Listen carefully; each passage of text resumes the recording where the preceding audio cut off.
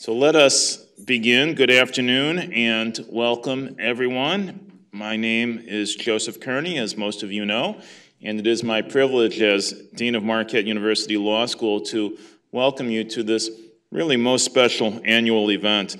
This afternoon we have gathered to welcome into our Pro Bono Society a substantial number of Marquette law students, or for a term especially imminent for some of them, a number of future Marquette lawyers.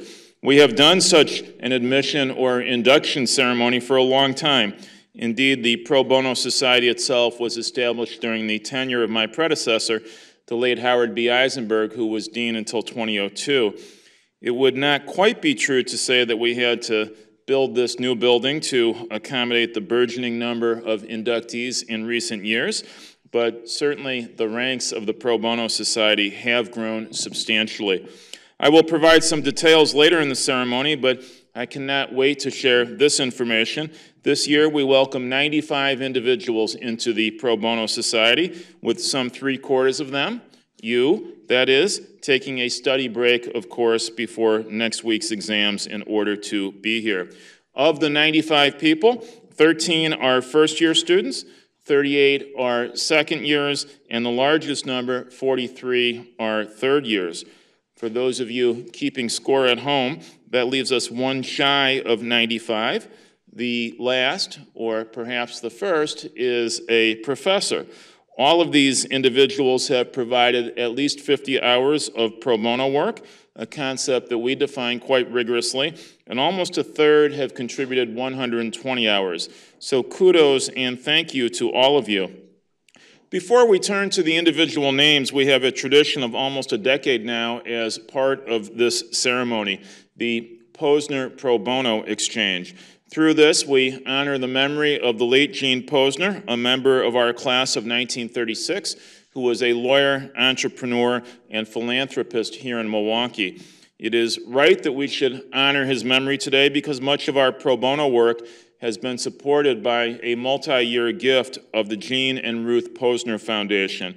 In particular, the foundation has supported the expansion of our Office of Public Service, led so ably by Dean Angela Schultz and Director Katie Mertz. I had the privilege of meeting Gene Posner several times after becoming dean, before his death in 2005 at the age of 90. I was able to get a sense of the man, his commitment to Milwaukee, and his belief in the role of lawyers, perhaps Marquette lawyers in particular, in helping individuals solve their problems, whether those individuals were replete with resources or whether instead they were in need of other service or help. Today, as often, we are joined by Gene Posner's grandson, Josh Gimbel, a lawyer with Gimbel, Riley, Guerin, and Brown here in Milwaukee, and the leader of the Posner Foundation. Some of you may recognize him from his having been alongside you in one volunteer activity or another over the course of the past year. I would invite him to say a few words, whether in remembrance of his grandfather or by way of introduction. Thank you, Dean Kearney. You know, just a mention of exams gets my heart going. God, I'm so glad I'm not in your position right now. That just is very scary to me. Well, thank you, Dean. It's nice to be here. As per usual, I always look forward to this day when I get to address you. Great law students and the great achievements that you've had over the course of the past year. Like the Dean said, I was able to serve with many of you at the Justice Center, and I'm sure I will serve with you again, some of you that are second years next year. So I thank you for your compassion for pro bono service. As the Dean mentioned, my grandfather graduated from this great law school in 1936. My father graduated from this great law school in 1960. My brother graduated from this great law school in 1984. And I graduated from the other law school down the street a bit in 1987, so I hope the Dean doesn't hold that against me. I don't think he does. As the Dean indicated, the Posner Foundation just renewed its commitment for an additional 5 years to fund this programming, and I'm sure that as long as I'm involved, we will continue to do so because it's been so important. The Dean just touched on a little bit about my grandfather, but most of all, other than being a businessman and an entrepreneur and a philanthropist, he was first and foremost a lawyer. And as a lawyer, I often went to his office and watched him delve out some legal advice many times to people who couldn't afford it. He was always willing to meet with people who just needed some advice, legal advice, and he provided that free of service. And if he were here today, he would look around this room and he would be so impressed with how many of you are honoring the tradition of doing pro bono service as law students. And certainly by providing it as law students, we certainly think that you will have that understanding, that you'll have that obligation upon your graduation. I just wanted to say a brief thank you to Angela and Katie and the rest of the staff on the wonderful work they do. And our honored guest today, thank you for being here. And Mike Couchet, as always, it's a pleasure to be here. So thank you.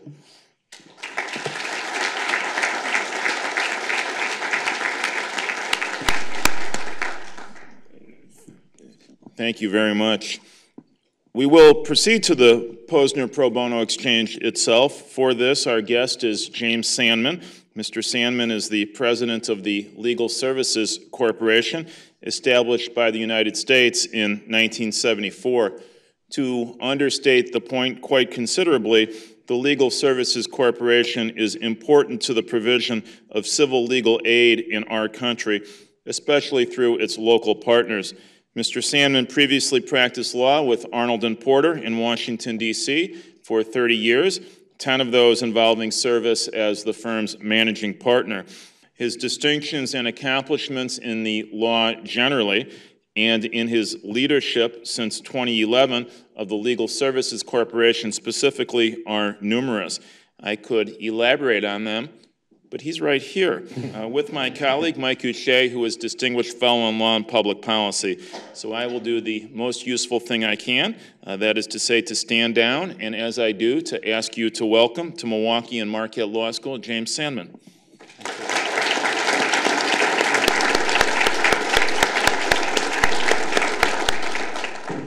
Thanks, Dean Kearney.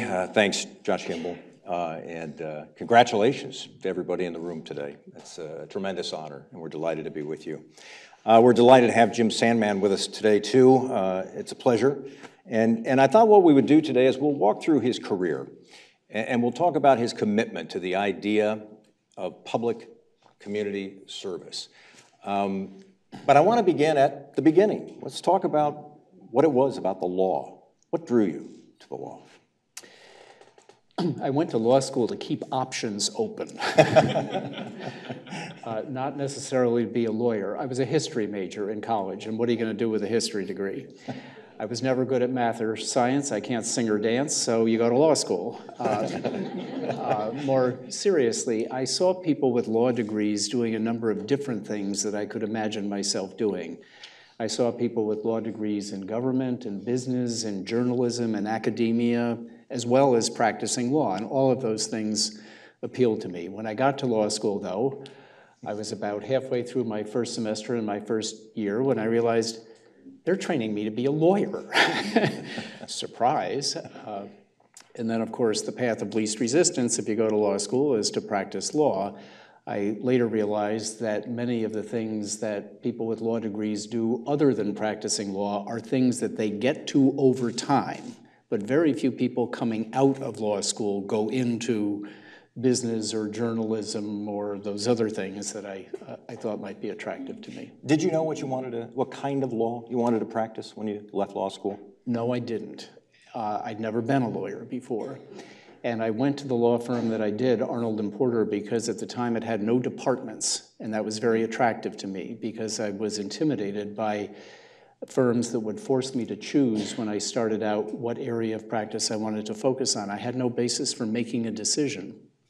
So I liked the idea of being able to sample different things before I settled down in an area of practice. You clerked, and I want to talk about that experience because I know for you, it was incredibly meaningful. Can you describe that experience for the students here? Yes.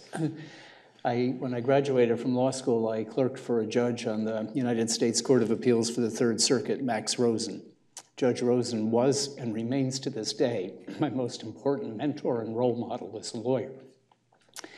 He was a terrific judge, but he was also a model of the lawyer as public citizen. He was deeply involved in his community. He was just always giving back. There was nothing in the community that his fingerprints weren't all over. And it was great at the outset of my career to have a role model like that. It's difficult, it can be difficult to find a mentor in the law, but I found one, not only found one, I found one at the beginning of my career. And I've realized over time what a blessing that was. You've contacted him throughout your career on important decisions in your life. Yes. Well, and he was willing to do that. He was willing to listen. He was willing to be there during that entire time. Yes. Judge Rosenn died at the age of 96 in 2006. He was still judging at the time he died. His last opinion was filed 2 days after his death. And yes, that's legal. That is legal. Okay. But I called him up when he was 95 one day. I was considering a job opportunity, and I wanted his advice. And I laid it out, and he listened politely but quietly. And when I was finished, he said, "I'm dubitante." Well, I had known Judge Rosenn for 30 years by that point, and I knew what he meant was, that's a crazy-ass idea. But he would never say that. I didn't pursue the opportunity. So this notion of public service, being a citizen attorney, was that something in you, or did he draw that out of you? Did he instill that in you? Some of both. Yeah. I am the product of 17 years of Catholic education, from kindergarten through college. I always had, and my parents were very important role models to me. They were always involved in community activities. Your dad actually has a law degree, or had a law degree, correct? He did, yes. He never practiced, but he had a law degree. And so being involved in community service was something that was always of interest and importance to me. But it was seeing a lawyer, a judge, do that in my profession that was so valuable. Judge Rosenn didn't become a judge until he was 60, which is actually quite unusual for a president to appoint a judge at 60. They're typically regarded as too old by that point because presidents like to extend their influence by appointing people who can be on the bench for a long time. Well, it turned out he was on the bench for 36 years. But before he was appointed to the bench, he was involved in bar activities and a host of nonprofit organizations. He was very involved in Jewish activities in the city where he lived. So he sort of gave me a roadmap. So you had that roadmap. You go to work, you're at a private firm, a very successful firm that's based in Washington. Were you able to do the kinds of things that you learn from Judge Rosenn in that kind of setting? I was, but it took some time because I was new to Washington. It's easier to be involved in community activities in a place that you're a part of, where you have connections and you know people, but I was new in Washington. But one thing I could do was pro bono work. And another of the reasons that I went to Arnold Porter, in addition to the fact that they didn't have departments, was they had and have a world-class pro bono program. The firm had been founded after World War II by 3 people who had come out of government.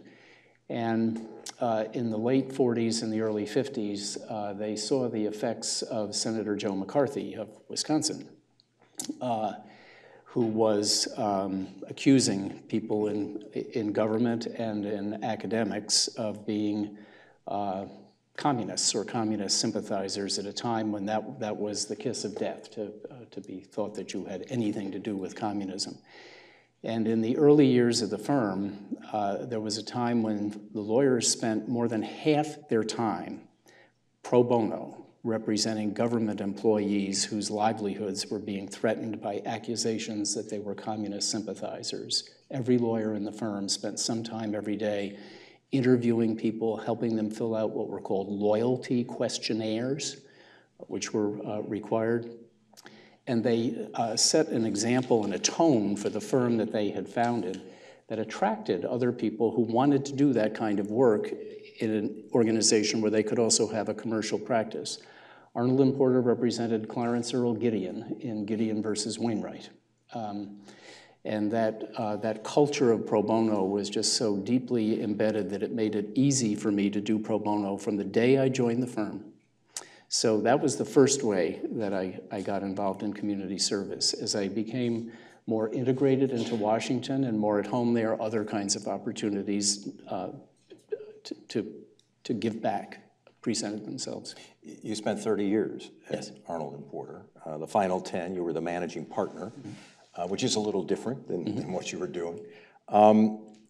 You left in 2007, and this is, I think, an interesting story for the students in this room. I mean, many people would look at you and say, he has it made. This is the best of any possible scenario. When you leave law school, here you are, 30 years later, look at what he's doing. But you left. Why did you leave? I loved my firm, and I loved being managing partner of the firm. It was a very interesting job. It's like being dean of a law school. No 2 days are ever alike. I not only continued to practice, but I got to deal with everything from information technology to accounting and finance to strategic planning to every personnel issue imaginable. Our firm employed 1,600 people. That's a small village, and I loved that. It broadened my experience and got me exposed to things that I never would have been able to do had I simply been practicing law. But I was functioning in the world of big law, as they call it. And if you're managing partner of a big law firm, you have to be able to pay your associates the going rate. The going rate today for an associate at a big firm in a big city is a starting salary of $180,000 a year. And you got to be able to pay your partners an average of 7 figures. I reached a point where I felt as if I were devoting my life to making rich people richer, not the clients of the firm, but my colleagues. That's not why I went to law school. I mean, I know how to do that. I knew what the levers were to help manage revenue and expense, but I came to feel a disconnect between what I was doing for a living and my values as a person. And one of the lessons I learned was that one of your goals in your career should always be to find a harmony between what you do for a living, what your profession is, and who you are as a person. That can be hard to find, particularly right at the very beginning of your career. Very few people find that straight out of law school. But if you pursue it over time, if you're persistent and deliberate about it, it will come. But you have to be willing to take some risks and make some changes, and that's what I did. In the fall of 2007, when I'd been considering making a career change for some time, I went to the annual pro bono breakfast of the Washington Lawyers Committee for Civil Rights. The speaker was Michelle Rhee, who had recently become chancellor of the District of Columbia Public Schools. She subsequently became the face of urban public education reform in the United States, but she didn't have a national profile at that point. She gave an electrifying speech. Everybody who was there remembers it. And she left you with the sense that if any person could turn around what was then the worst performing public school system in the United States, she could. At the end of her speech to this group of lawyers, she said, "So what can you all do to be helpful to me?" And she ticked off 3 or 4 things that lawyers could do, none of which I remember, except the last. She said, "If any of you know where I could find a good general counsel, I really need one. I'm surrounded by lawyers who only know how to say no." Well, it may sound impetuous, but I decided right there on the spot, I want to work for her. I'm going to go after that job. So I followed up, and 7 weeks later, I was working at the District of Columbia Public Schools. If you're looking to make a change in your career, try moving from a big law firm to the District of Columbia Public Schools. It was wild. The first thing I learned on my first day, on my first new job in 30 years, was there is no free coffee in the government. I didn't know that. It only makes sense. You can't use taxpayer money to buy coffee. Who's buying the taxpayers their coffee for them? But I brought my mug from home. I came out of my office and I said to my new colleagues, "Where's the coffee station?" And I could tell from their looks, the looks on their faces right away, I'd committed a horrible faux pas. Their looks said, this new guy is not going to last very long. I had to learn a whole new area of law, education law. I had no background as an education lawyer. I had to learn local law. My practice had been national. I didn't know anything about the local law of the District of Columbia. And I was in an organization that wasn't a law firm. I was an adjunct, a service provider in an organization that was committed to the education of children from preschool through high school. It pushed me out of my comfort zone, and it was one of the best things I've ever done in my life. What did you like about it? What was most rewarding to you? I think I've done the best lawyering of my career there. And the reason was because I was in-house. I literally lived with my clients every day. I had a better understanding of how my work as a lawyer related to what they were trying to do than I had ever had as an outside lawyer in a private firm representing largely corporate clients. Not that I hadn't felt appreciated and integrated with my clients in private practice, but the extent of it, I just felt I could be more helpful to people. When my clients were just down the hall, when I could stop into their offices and talk about a problem face to face with them, the relationship was much deeper and more productive than it was in private practice. And I love the substance of the work. I don't think there's anything more important in local government than the education of students in public schools. So I live in DC in addition to working there, and I thought I was doing something that made a difference, and it brought me back into a harmony between what I was doing for a living and what I care about. So why did you leave? Well, the chancellor of the DC Public Schools reports to and is appointed by the mayor, and in 2010 the mayor was defeated in his bid for re-election. I knew as a result of that Michelle Reed was likely to be moving on, and I didn't know who her successor would be. And at that point, the Legal Services Corporation was looking for a president. I was contacted by a friend who told me about the opening, and I thought, wow, what another great opportunity to use my management experience to be, in effect, CEO of what was then a $400 million nonprofit corporation, but in pursuit of a cause that I really care about, access to justice for people who can't afford a lawyer. Let's spend some time on that. First of all, describe, so we have kind of a foundation for this, describe what Legal Services Corporation does. Let's start there. The Legal Services Corporation is the country's largest funder of civil legal aid programs in the United States. Despite our name, Legal Services, we don't provide any legal services to anybody. We fund other organizations to do it. So, for example, here in Milwaukee, our local grantee is Legal Action of Wisconsin. We fund 133 independent legal aid programs with more than 800 offices that serve every county in every state, the territories, and the District of Columbia. No matter where you are in the United States, there's an LSC-funded legal aid program providing assistance to low-income people in civil matters. We were created by an act of Congress in 1974, although our legal status is as an independent nonprofit corporation. We look in many ways like a government agency. Our board of directors is appointed by the president and confirmed by the Senate. Most importantly, we get all of our money from an annual congressional appropriation. You have talked about access to justice as being really an important issue for this nation to talk about. Let's spend a couple of moments describing the situation we find ourselves in today. You have said that it's a cruel illusion. The American justice system is a cruel illusion to so many people. Why do you say that?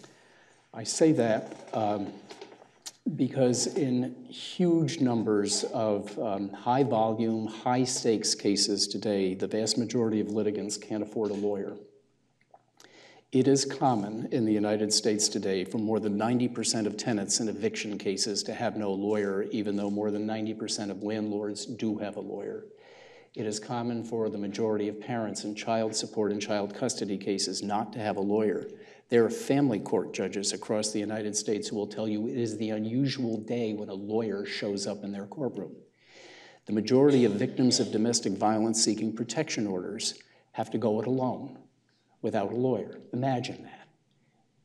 It takes courage for a victim of domestic violence to make the decision to seek protection. That very decision could put her at further risk. What if he finds out before she can get the order?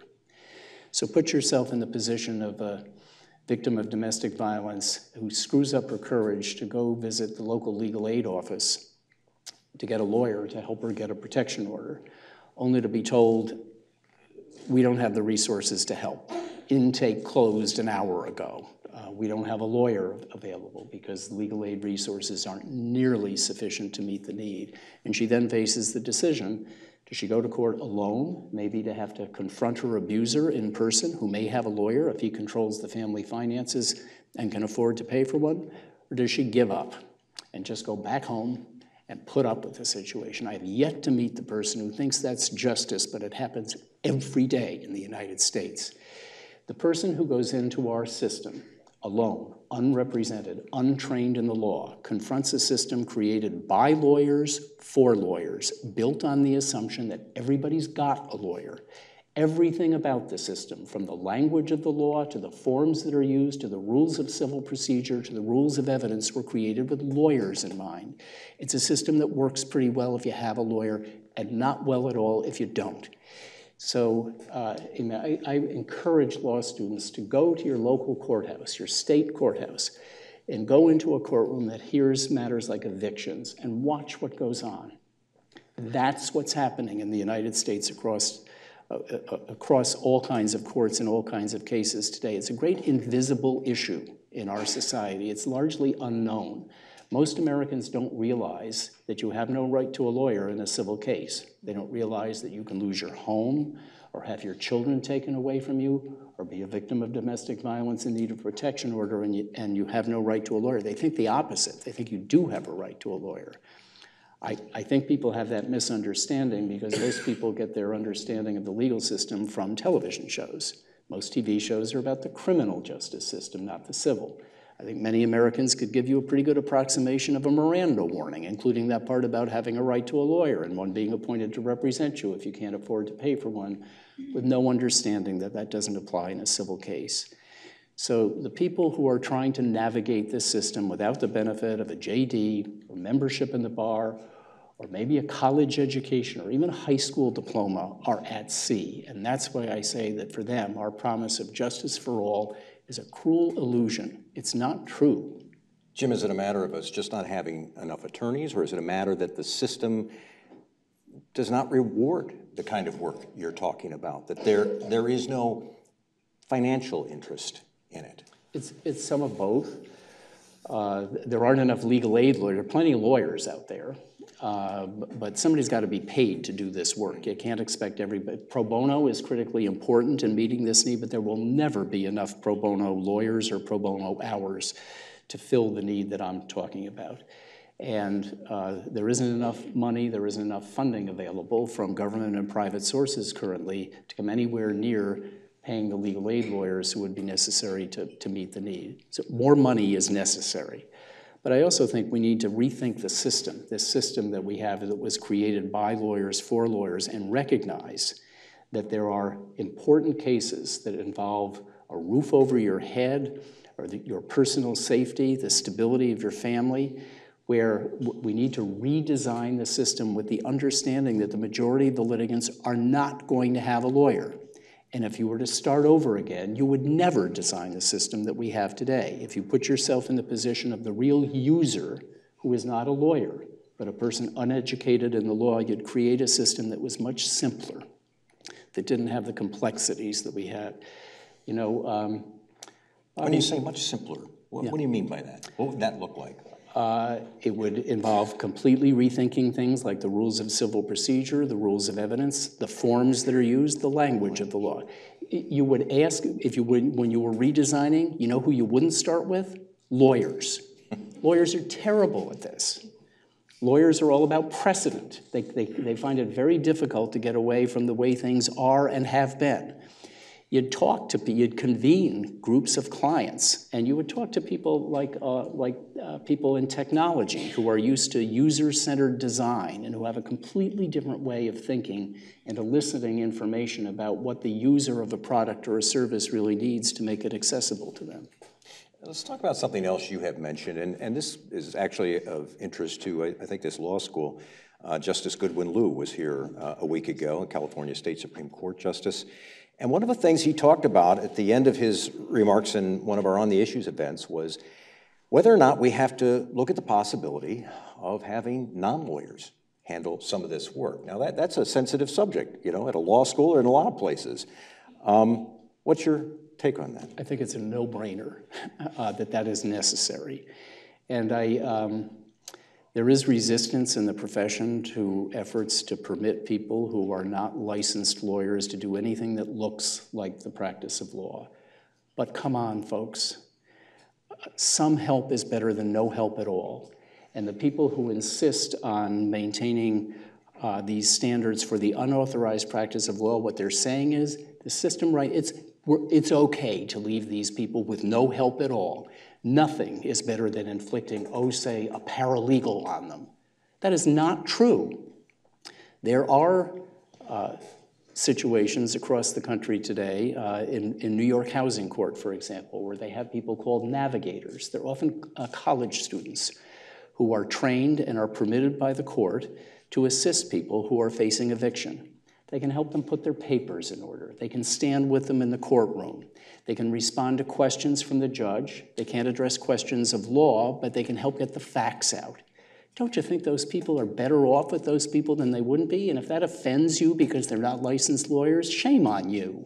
I just think the profession has been way too protectionist in the interest of protecting consumers when in fact they're protecting themselves. It's not right. Do you see this idea getting its footing? Is it becoming a more of a discussion point than it was 5 or 10 years ago? It is, but it's slow going. And the efforts are often driven, interestingly and not surprisingly to me, by the judiciary, by judges who see what's going on in the courtrooms and realizing that the status quo is not acceptable and who take the initiative to authorize these pilot programs like navigators. There is a position in the state of Washington called Limited License Legal Technician that was approved by the Supreme Court that permits, in effect, super paralegals to handle some matters in family law that would otherwise be regarded as the practice of law. But it took 10 years to happen. It happened over the objections of the Washington State Bar. Only when the Washington Supreme Court said, enough already, we're going to do this. But even once they did it, it's so burdensome to become a limited licensed legal technician. The education requirements, the number of hours, and the expense of getting certified is prohibitive for many people. The last I heard, there were only 15 such people in the whole state, which tells you something about how the market is responding to the opportunity. And just look at the name they gave that position, limited license legal technician. Can you think of a name less likely to inspire confidence in the part of a client than that? But I give credit to the Washington Supreme Court for trying something. There's a similar position in Utah. So it's happening, but it's slow going. Is it something like, I'm trying to think about what might be similar to that in today's world. I mean, there was a time when only doctors. It's medicine. Medicine is physician assistants. We're building a new building because that's become Absolutely. So popular. Absolutely. I mean, today, when you go to a doctor, you see the doctor for only the things that the doctor can do. The doctor isn't going to draw your blood or take your blood pressure. Somebody else is going to do that. So physicians' assistants and licensed practical nurses, they've differentiated within the medical profession, I think, without taking anything away from doctors, and made service much more accessible and easy for people. That's a great model. That's the analogy. Why can't we do that? Are you optimistic about us changing the current situation? I am, because I think that there is an increasing recognition of the problems with the status quo, and I do see change being led by people in the judiciary, by people like Chief Justice Nathan Hecht of Texas, or the immediate past Chief Judge of New York, Jonathan Lippman, Chief Justice Loretta Rush in Indiana, Chief Justice Mark Rechtenwald in Hawaii, I see the leaders, that didn't used to happen. Judges just decided cases, but I see them now reacting because of their responsibility for the administration of justice and the quality of justice to do something to address the status quo. And the funding for organizations like yours, what does that future look like? I'm optimistic there, too. The president proposed last year to eliminate all funding for the Legal Services Corporation, to put us out of business. Congress, in response, increased our funding by $25 million to $410 million, the highest level it's been since 2011. We're not going anywhere. We're going to be around. And the threat to our very existence turned out actually to be galvanizing. It mobilized support from many, many quarters, from corporate general counsel. Last week we got a letter from 251 general counsel representing the biggest businesses in the United States, to law firm leaders, to chief justices of state supreme courts, to state attorneys general, law enforcement people on both sides of the aisle talking about the importance of civil legal aid, provided an opportunity for us to reach out and broaden and deepen our support. So it's given us a great base for further growth. I want to bring our conversation full circle, and perhaps you can offer the students, the people in this room who hope to go on to long and successful careers as lawyers, offer them some words of advice in terms of the work that they do, and in particular, the community service, the pro bono work that you hope they will do. Mm-hmm. Well, first of all, congratulations and thank you to all of you who are being honored today for the pro bono work that you've done here. You're off to a great start. You're doing it the way you should. Keep it up. So I'd encourage you to look for opportunities, whatever you do in your careers, to continue to give back in pro bono. And there are lots of opportunities out there. Whatever your substantive interests are, however much time you have or don't have, there are opportunities for you. If you have a few hours or many hours, there are organizations that can match you up with opportunities that will permit you to make a difference. But I guess what I've learned in my own career in life is a career is long. You have lots of opportunities to do things in different ways at different points in your career. When you're in law school, you're focused, understandably, on your first job, that job you get right out of law school. And sometimes people have unrealistic expectations about what that job is going to be and mean to them. Well, your first job is only that, your first job. I'm now in my 11th year of a second career in public service, and I've never been happier. I had a career in private practice, but now I have a new career. And even when I was in private practice, I had lots of opportunities to do pro bono, to be involved in nonprofit corporations, and to give back to my community in a number of ways. So just, it is important, though, not to be overtaken by inertia, to be deliberate about it, to be constantly assessing where you are, and to be willing to take some risks. That's the other lesson I've learned. I jumped ship from a big law firm that had been my only professional home for 30 years, and I went to the DC public schools. And yeah, that was a risk, but boy, that was a good move. And if it hadn't been, you know, I could have picked myself up. I would have done something else. So take the long view, but always remember how you started out. You started out at a law school that encouraged you to do pro bono, and you did it, and you were honored on April 27th, 2018 for doing it. Keep it up. Jim Sandman, thank you very much. You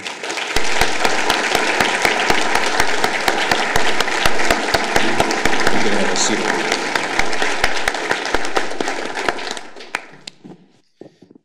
Thank you both. That was wonderful. Without doubt, much of education involves learning from examples, and we are fortunate to have examples or exemplars such as James Sandman, and so I'm very grateful to you for being here with us.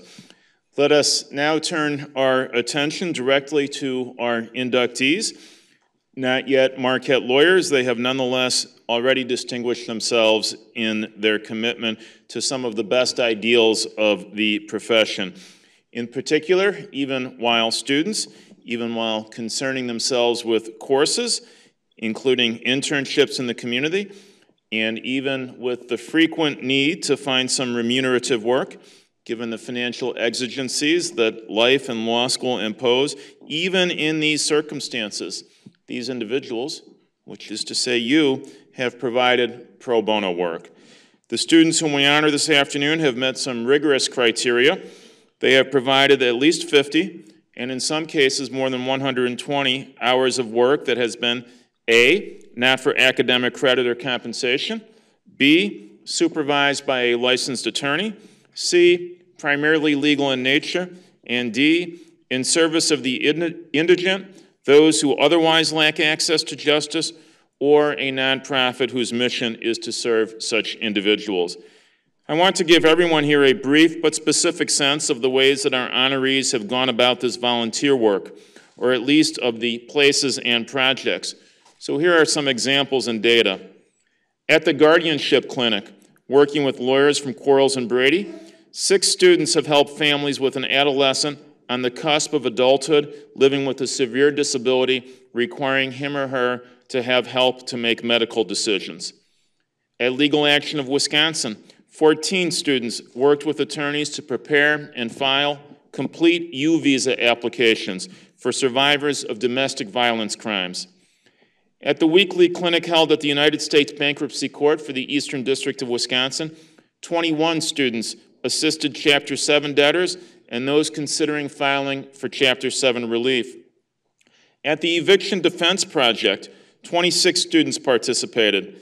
This project seeks to reduce housing instability for low-income Milwaukee County families, especially those with children.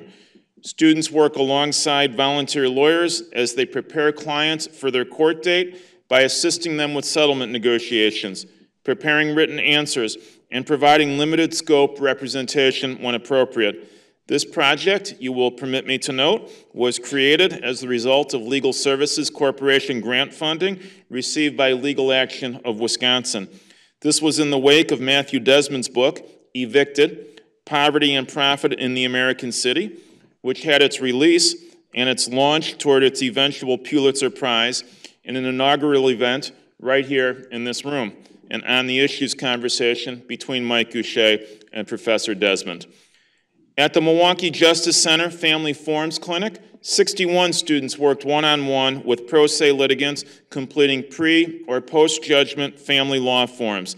This involves helping the litigants determine which forms they should complete, how to petition for waiver of court fees and costs, how to serve the opposing party, where to file the papers, and, if more substantial legal advice is needed, how to access it. To give you a sense of the need for this clinic, to which Mr. Sandman has more generally referred, 1,743 people received assistance there in the first quarter of this year alone. In the Domestic Violence Injunction Hearings Lawyer for the Day project, 69 students worked with 408 petitioners seeking domestic violence injunction orders. Our thanks to Quarles and Brady for its leadership of that project. At the Estate Planning Clinic this year, newly expanded because of a donation that we received, more than 70 clients received estate plans consisting of a will and powers of attorney for health care and finances.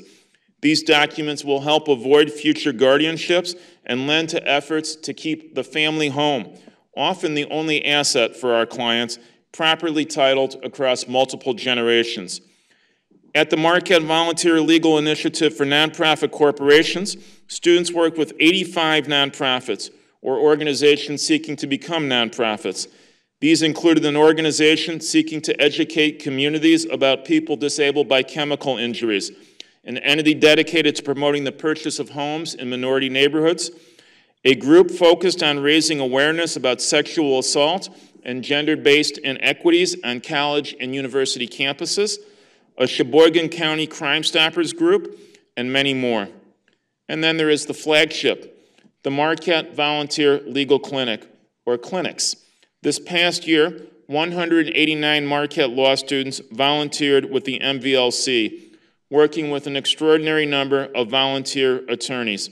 Together this past year, they served more than 5,000 clients, over 3/4 of whom are living at or below 115% of the federal poverty guidelines.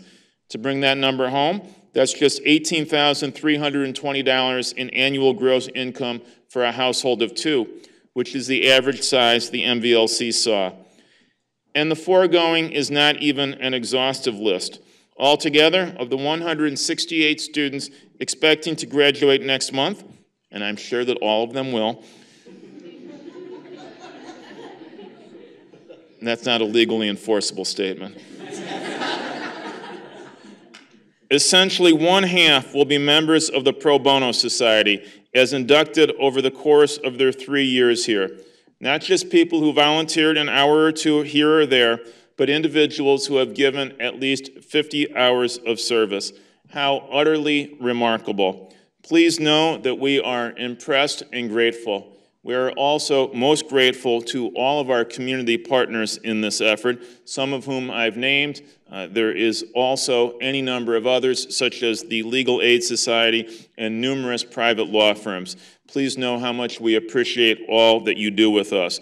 We will proceed with Angela Schultz's reading the names, whereupon we would ask each individual to come forward, and it will be my privilege to give him or her, one of you, that is, a certificate recognizing induction into the Marquette University Law School Pro Bono Society. Dean Schultz. Thank you.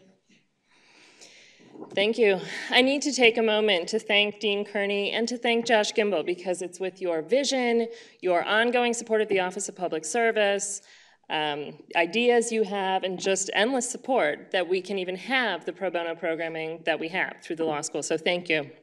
Students, I look forward to working with those of you who are continuing your law school education in the coming years. I hope you'll stay with us at the clinics. And for those of you who are going on to graduate shortly, I hope that you'll return to us in a new capacity as a volunteer lawyer. The doors of the Marquette Volunteer Legal Clinics are open to you, and the doors of numerous pro bono projects around the city and beyond are open to you. You've already saved a corner of your desk for pro bono thus far, and I hope you keep doing that as you move forward throughout your career. There's such a clear incentive for us doing this work, and that is just the help we give people. I know all of us who've done pro bono can think of stories, multiple stories, of a person who we saw affected by the legal advice we gave, by the help we gave, by helping them fill out the form, navigate the system. And that is what I think keeps us coming back. But I also want to make you aware of a few practical incentives that might keep you hooked in. Quickly, just in Wisconsin, we are now able to get some CLE credit for pro bono work. So keep that in mind as you move forward. There's also a Wisconsin Pro Bono Honor Society for lawyers, a way for you to continue distinguishing yourself as you move throughout your career. You don't need to know about these things in detail right now, but keep me in mind as a resource as you do move into your career and think about how you will reserve that corner on your desk for pro bono and how I can help you do that. All right, without further ado, as I read your name, please come forward and accept a certificate from Dean Kearney. Donald Applegate.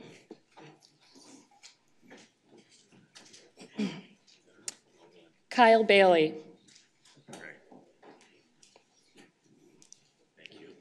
Kenneth Baker. Katie Bakanovich. Adam Barassa.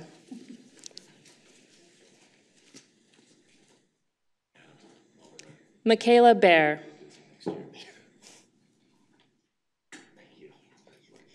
John Binder. John Black. Charles Bowen. Taylor Briscoe. Brandon Brown. Jillian Cajano. Antonia Canavaro.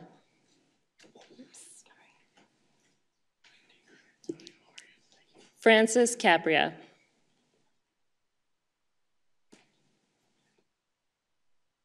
Michael Chargo. Khatija Chowdhury. Margot Clark.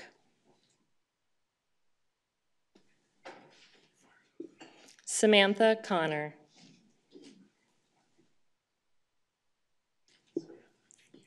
Veronica Corcoran. Kate Cusack.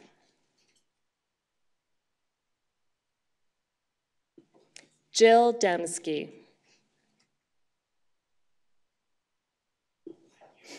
Brayton Dupre. Ryan Duffy. Elizabeth Alving. Isabel Faust. Maggie Frawley.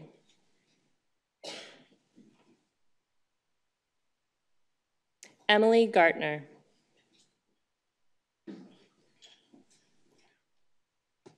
Elizabeth Grabo. Shelley Grasso.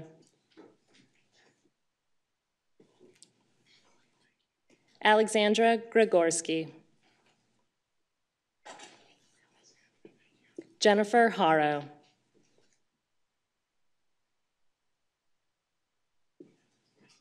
Jacob Hewitt.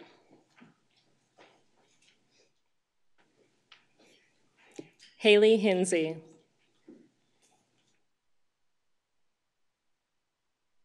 John Howard. Adriana Romadka.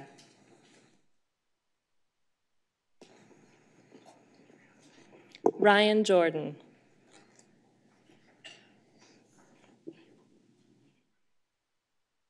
Arusa Kabani.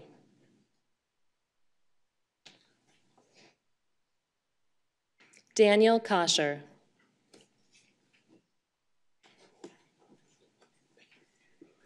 Rayanne Kramer.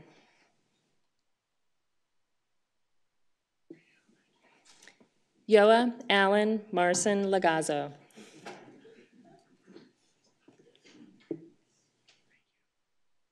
Andrew Lawton.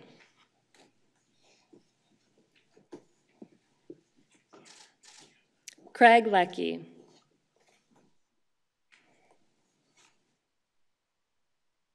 Daniel Levin.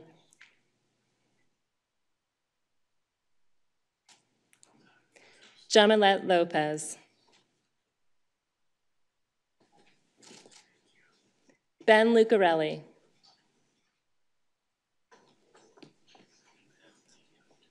Gilbert Malice.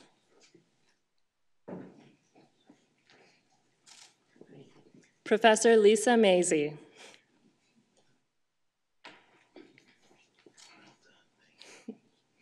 Kelsey McCarthy.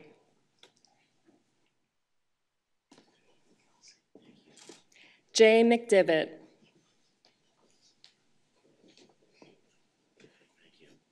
Allison Mignon.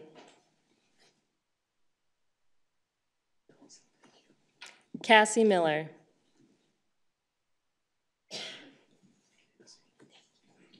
Jonathan Muhammad.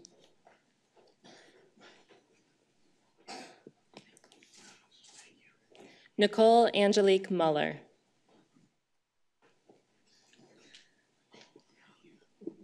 Nathan Esch.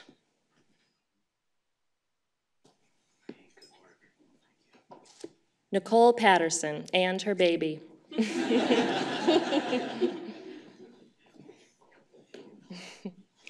Ian Pomplin.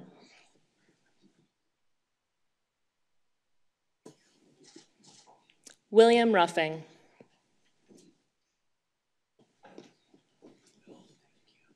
Anjali Sharma.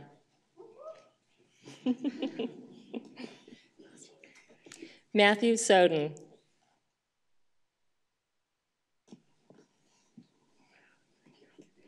Amy Spansack.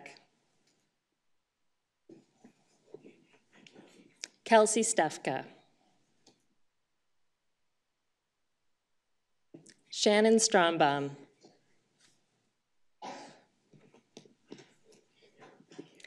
Elena Telford.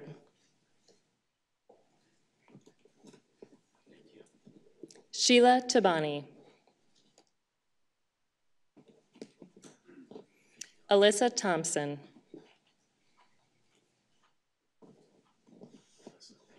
Jonathan Walsh.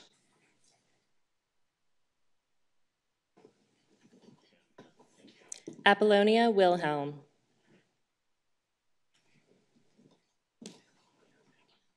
Hannah Zacharias. And Sadie Zerflu.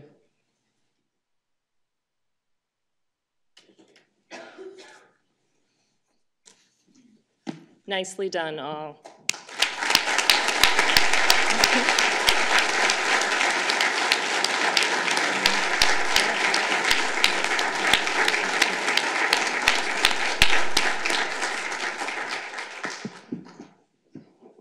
So thank you, thank you, thank you. It is so impressive and inspiring, and we are such in admiration of what you have done, even in the midst of all else.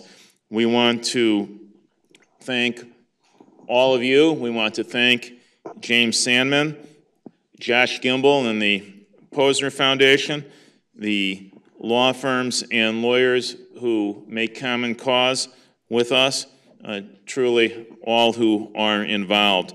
On behalf of the Marquette Law School community, including not only those of us who have the privilege of working here at the law school, but the ranks of Marquette lawyers more broadly, we very much admire what you have done even while students.